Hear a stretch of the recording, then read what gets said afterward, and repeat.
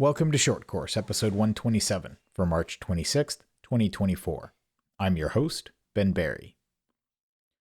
I am recording this on a Tuesday, and I'll be releasing it as soon as it's ready, and that is because last night was the March board meeting on the regularly scheduled fourth Monday and was not live streamed, and that plus a number of comments being made on Facebook by Area 4 Director Ken Cobb have created quite a lot of discussion that I think is useful to address as best I can.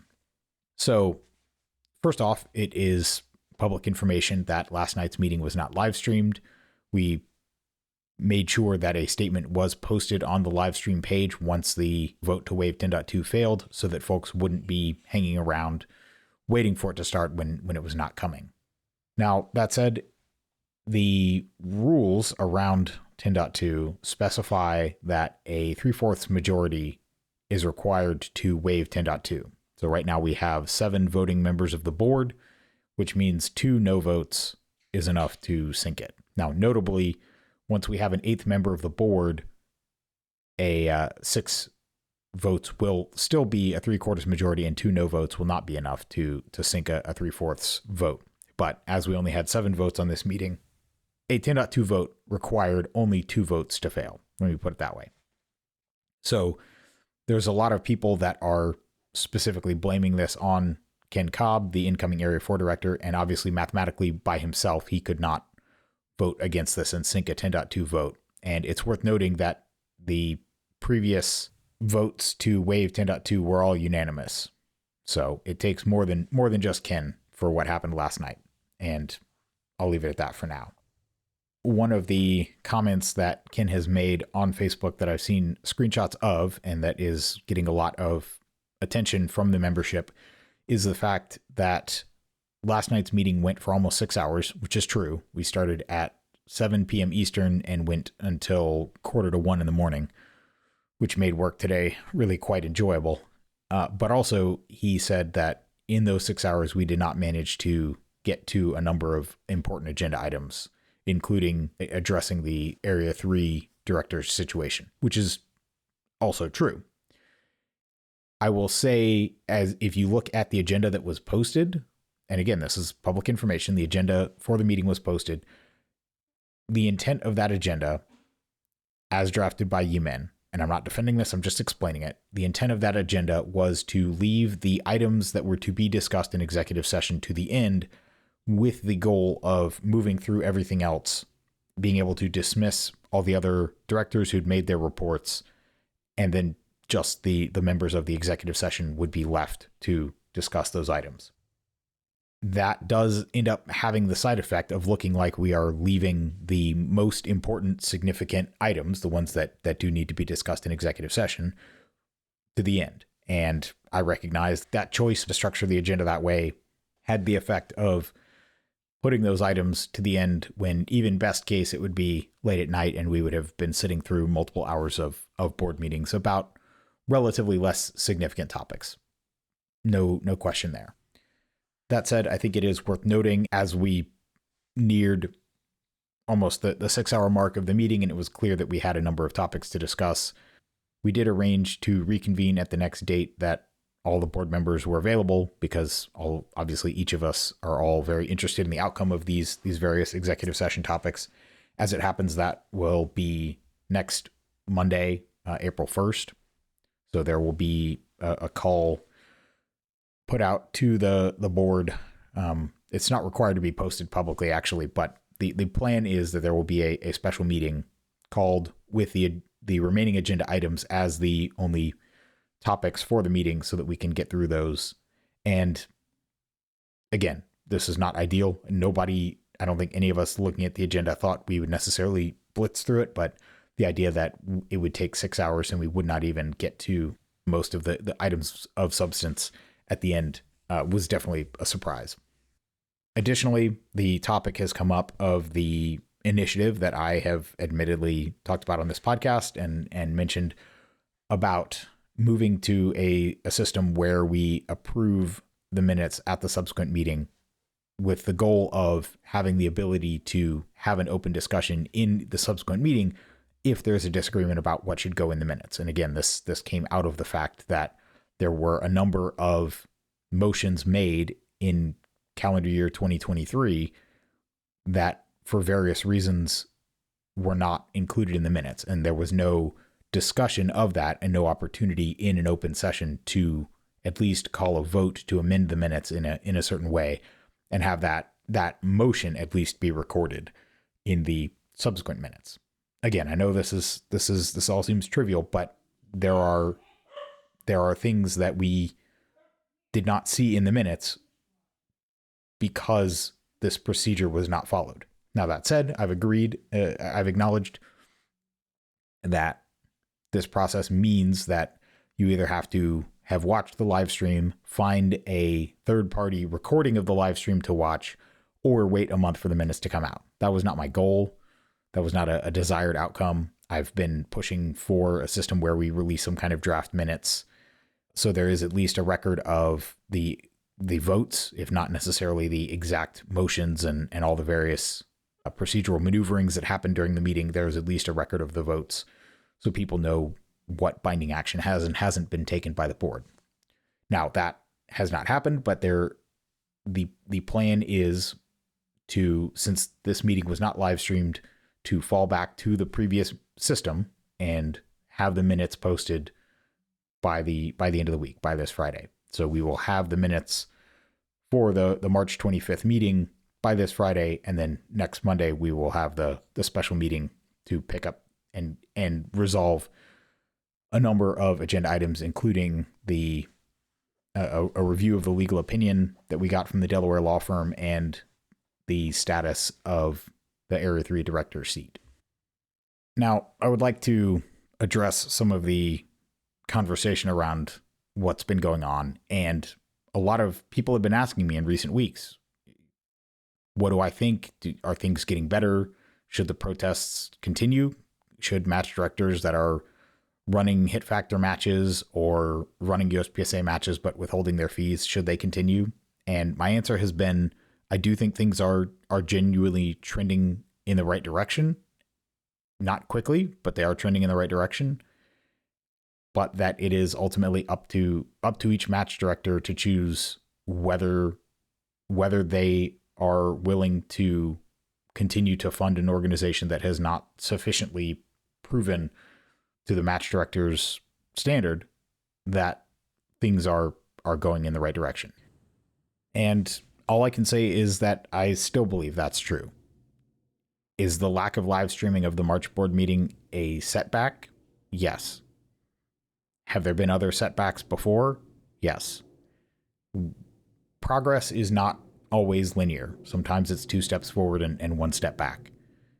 I do think on net, we are in a better position as an organization today than we were 6 months ago.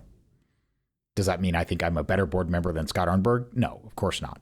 But I do think on net, if you look at the composition of the board 6 months ago, or even the composition of the board in November or December, and you compare that to the composition of the board now, I do think on net, things are better. So this is a setback, but I do not think it's a fatal one. I do not think it's a catastrophic one. I do think this is something that has to be dealt with. The concerns that were raised around live streaming have to be resolved, but I think they can be resolved, and I think they will be.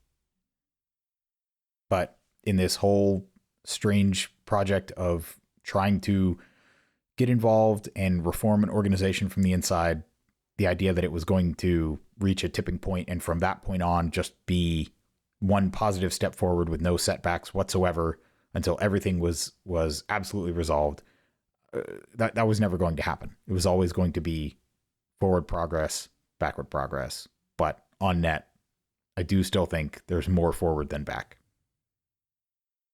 One other topic that has come up today is around area directors and the area director travel budget. And there was, for example, a motion on the table from Scott Arnberg last year to remove the whole area director travel budget outside of paying for, I believe it was one trip to nationals, but that the $6,000 allowance, which is in fact $6,000. If you go to the USPSA policies page, you can find the expense policy there. It's not $10,000 like I've seen quoted elsewhere. It was $5,000 at one point. It was increased to $6,000. And the policy states it is for additional travel up to $6,000 a year will be covered for the area directors so that they can perform any other duties defined in the bylaws. And in some places, this is being characterized as basically a way to fund match travel for area directors. And maybe some area directors use it that way. What I can say is I did consider not using these funds and just going to the same handful of matches that I typically go to, which in the last few years has been North Carolina, South Carolina, and Area 6. And I made the decision that I would, as an experiment, try and travel to as many section matches within Area 6 as I could. Not any nationals, but just section matches within Area 6 to get a chance to meet the staff and meet the shooters and interact with them face to face, for the purpose of actually being able to be in a position to talk and hear their concerns and try and understand what we could be doing better. So, for example, this past weekend, I was down at the South Carolina section match, but where previously I would just pay my match fee, and I did pay my match fee out of my pocket for that match this year, but where previously I would just come in, shoot the match, and go home, this year, actually, Stephanie and I, we left our kids with her parents, with their grandparents, and we spent the weekend from the second half of setup day Thursday until the end of the day Sunday on the range, scoping out the facilities, because this will be where we're hosting Area 6, trying to get a sense of what we need to watch out for, what we need to plan for, basically, as a essentially a site visit, a scouting visit. And then on the staff day, as well as the Saturday when most of the competitors were shooting, I just walked around and talked to as many folks as I could. I just tried to have conversations, hear people's concerns, and just generally be aware of what is going on. I know it has been common in the past for area directors to work matches, and if all I wanted to do was to have a sort of passing interaction where I maximized the number of people who saw me working the match, would be a good way to do that, because basically every shooter sees you but doesn't necessarily have a chance to have more than a 5 or 10 second conversation with you in between shooters as you're running their squad through, and then they move on. And I explicitly chose not to do that in this scenario. I wanted to be present to be able to interact and actually take 5 or 10 minutes to talk to someone if they had something they wanted to address. And I think that was successful. It was definitely exhausting, but that was accomplished, and I'm appreciative of it. So that's my goal in traveling to section matches. Yes, I could sign up to work them and just take the staff package, but my goal is to be present in a way that I can interact with the staff and the shooters and actually have these conversations.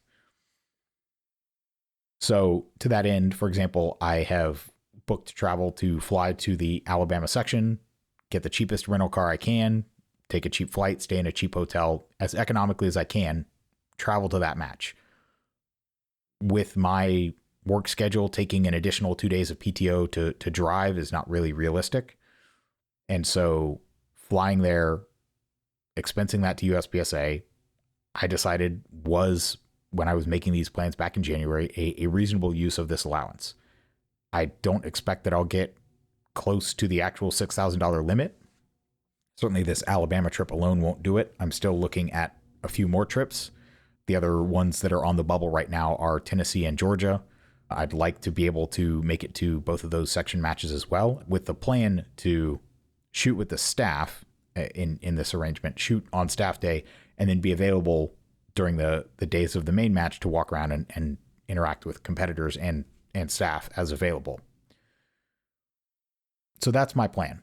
But this idea that the that I am using this to travel to exotic matches that I would not otherwise shoot. I mean, I look forward to shooting the Alabama match. I hope Tennessee and Georgia work out. I'm sure they will be high quality matches, but it's not like I'm flying to exotic locations like this. What is it? Curacao just announced they're having an IPSC match at a range they're building. I'm not traveling in that way on the company dime. In fact, I'm not going to that match at all, as much as I might like to. I will also say this is a good chance to plug the Area 6 website that we've set up. So it is area numeral 6 USPSA.org, all spelled out like that.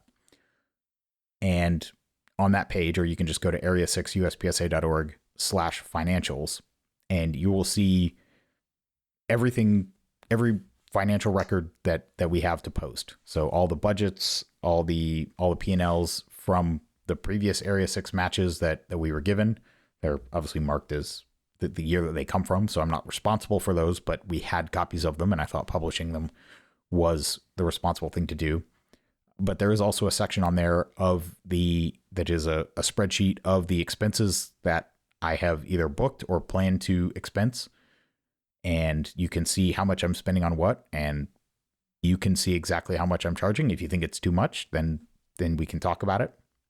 But everything that I'm doing, all the money that I am charging to USPSA will be up there on that spreadsheet, and you guys can see exactly what it's going towards and decide if it's a good use of your money or not. Because at the end of the day, every dollar that I spend from USPSA is a dollar that members paid in. It's not my money. It's not, a target. It's not like 6,000 is the goal to hit each year. Like it's a budget to be spent. No, I'll spend as little as I can going to these matches in the service of this goal of trying to be present outside the physical radius of my home that I would normally travel in.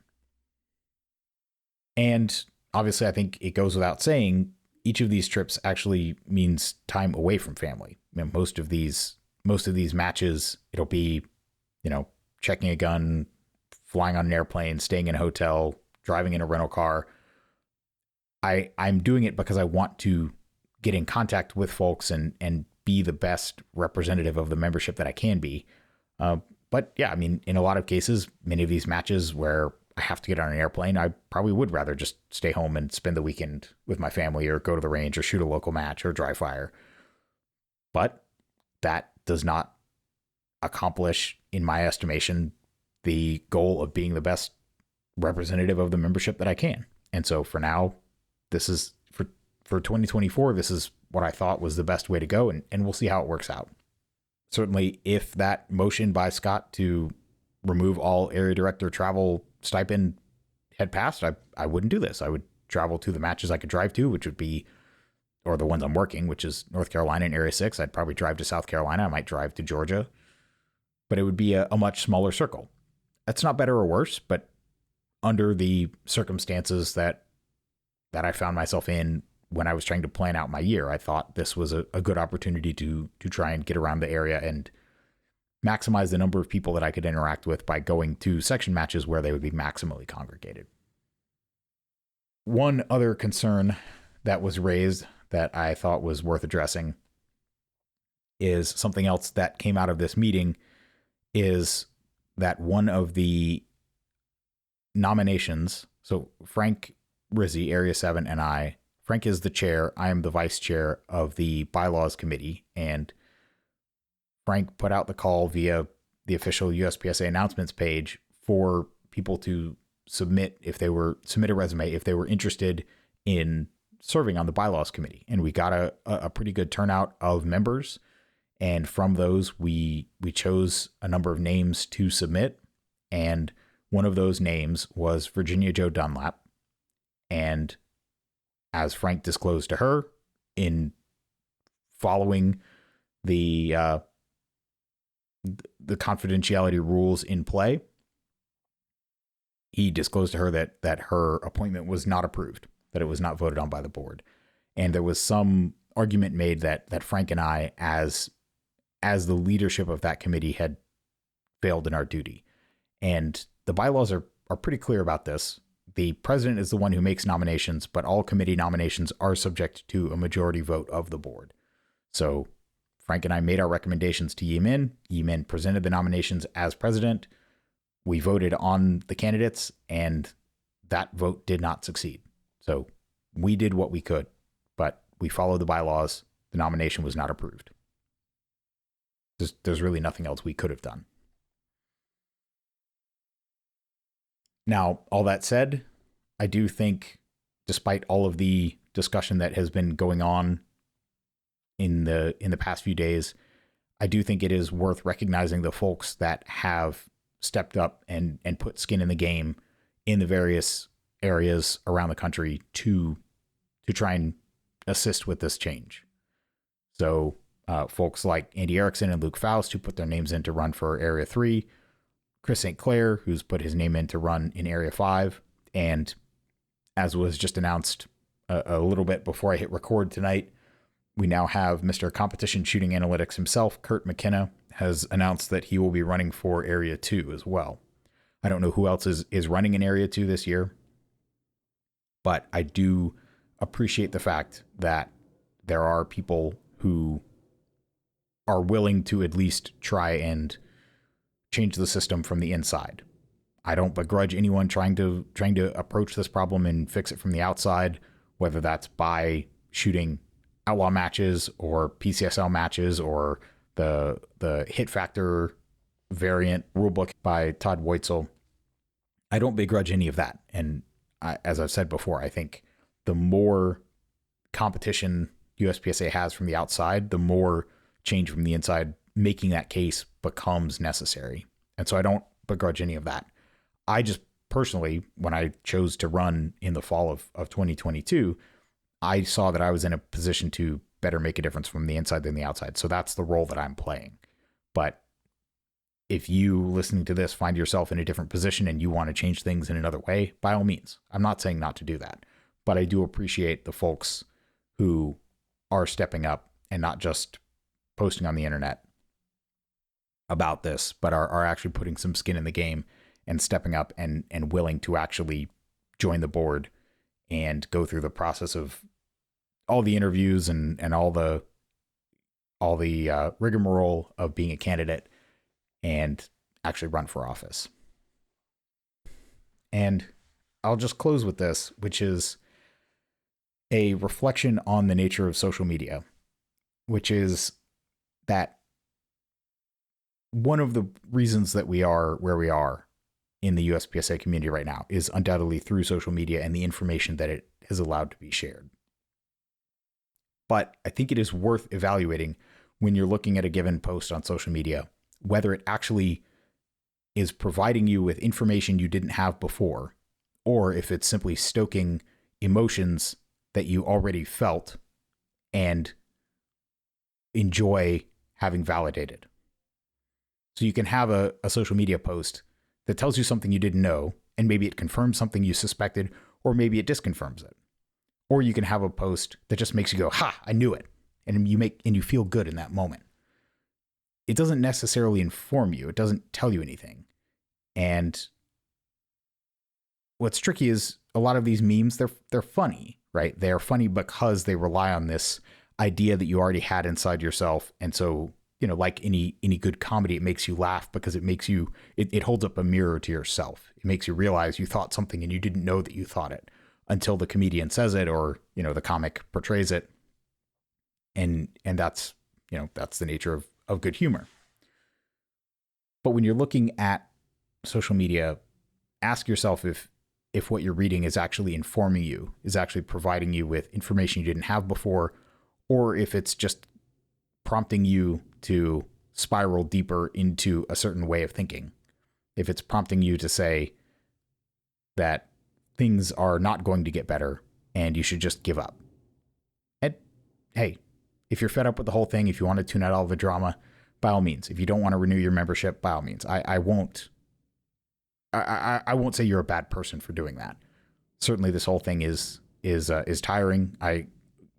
As much as anyone, I was hoping that things would get better and the protests could start to wind down.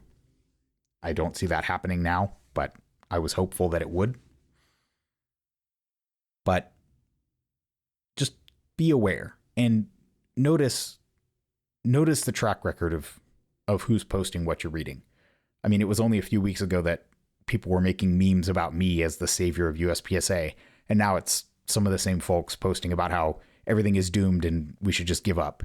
And neither is true. I'm not the savior of anything. I'm not even special as a person. I just happen to be a guy who's in the right place at the right time, trying to do my best. But there's so much more that I could be doing. There's so many things that I don't know, and I'm honest about that.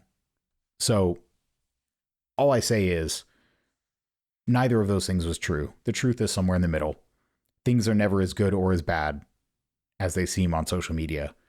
But hopefully, again, I don't know how many other ways to say it. Hopefully you will give us a little more time. Give us a little more credence. Keep your eyes posted. I'm not saying to just shut down and ignore everything you're seeing. Keep your eyes posted, but be aware when you're only seeing a part of what's going on. Hopefully the minutes from this last meeting and the previous meetings will all be up by the end of this week, and that'll provide a little more clarity on what's actually happening. And perhaps more importantly, the ability for those of us on the board who are in these meetings to speak openly about what happened. Well, that wraps up this episode of Short Course. If you want to get in touch with me, my email is ben@berryshooting.com. Talk to you next time.